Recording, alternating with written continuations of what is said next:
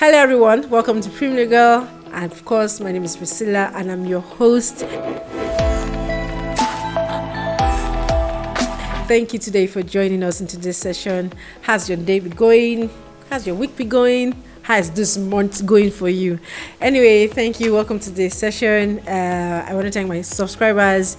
You guys make this thing beautiful for me. And of course, if this is your first time, please join the train and let's have fun while knowing what the law says about certain things that we do.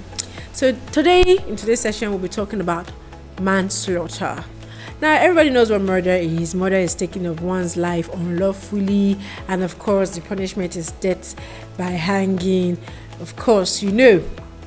But today, we're not talking about murder. We're going to be talking about manslaughter.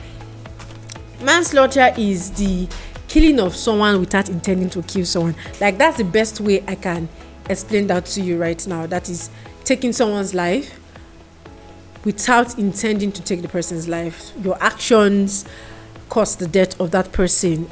Now, the definition of manslaughter, according to the Criminal Code in section 317 of the Criminal Code, it says a person who unlawfully kills another in such circumstance as not to constitute murder is guilty of manslaughter. You know, it is killing that was not premeditated, because that's what makes murder.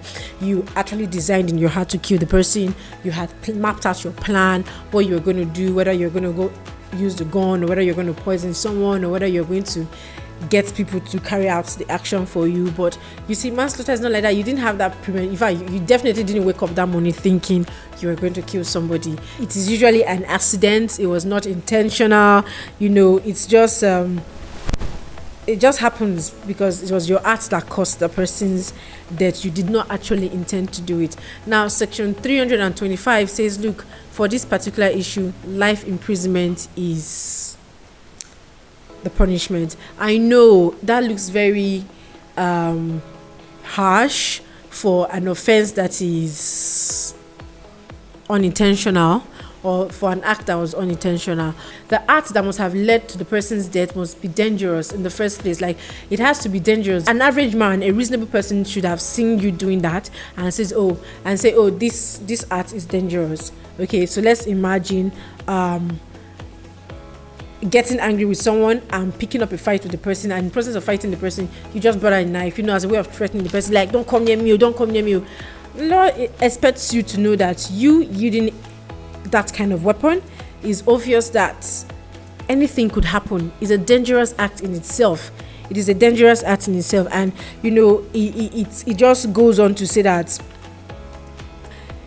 you did not intend to kill the person, but you should have known that what you were doing must or would have led to the death of somebody, probably not the person you're fighting, or someone just around the corner. You should have known. And there are many ways. I feel like I should give you examples whereby a manslaughter can occur. There are many ways. Take, for instance, fighting. Dangerous fighting. You see people fighting and you are picking up stones to stone the person. And when I mean stones, I mean heavy rocks. Picking up stones to stone the person. You're picking up very harsh objects, because you are really angry and all that. Look, the first thing that comes to my mind is, aren't you scared that in the process of hitting this person will just fall down and not wake up? You should consider, that's what the court is saying, you should consider that act of yours is dangerous. It's dangerous. It could lead to the death of the person you're fighting with. So another incident that can lead to manslaughter is highway accidents, or driving over speeding, or being drunk and driving while drunk. These are things that the law will assume to be manslaughter. Yes, when you woke up that morning and you started your car, you definitely didn't have the intention of killing anybody, but you are driving and you're drunk.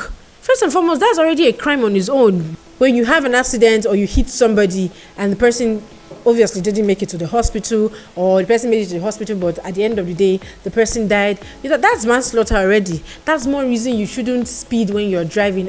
When you hit somebody down, whether someone that was trying to cross the road, or they say, listen, it becomes manslaughter already, and that's a different story altogether. Now, another incident whereby manslaughter can occur is household quarrel.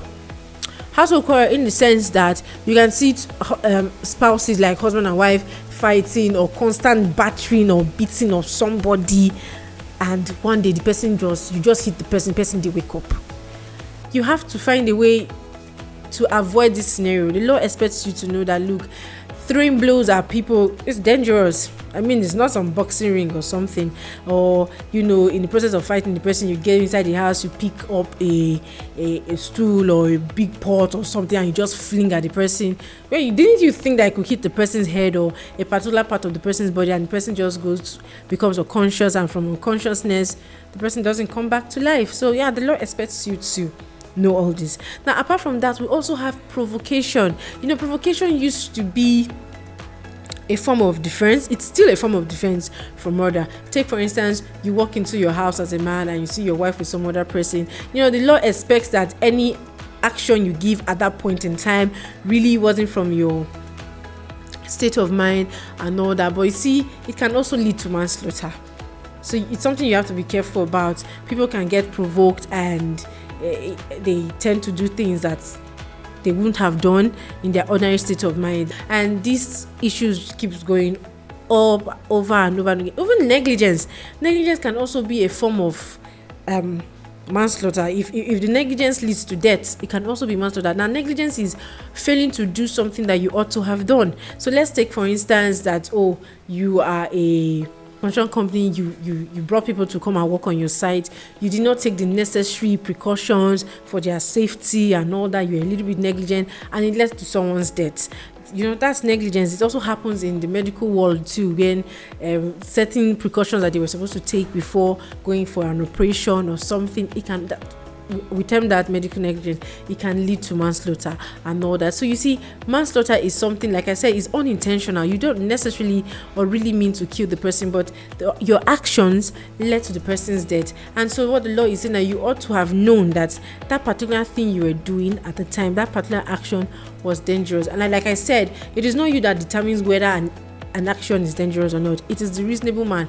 This is where we have it. The following things should be avoided: unnecessary fights, driving on the road, you are drunk, you are overspeeding, these are things that can lead to manslaughter, or hitting your spouse, or fighting in the house, even your maids. So that's basically it's the whole thing, because the punishment is life imprisonment. And so be more careful with your actions and your inactions, and be cautious of the fact that certain actions that could lead to one's death should be something you should avoid, so as to prevent yourself from being in this kind of situation. So that is it for today's session. Thank you very much for listening. Thank you for joining. I really hope to see you at our next session.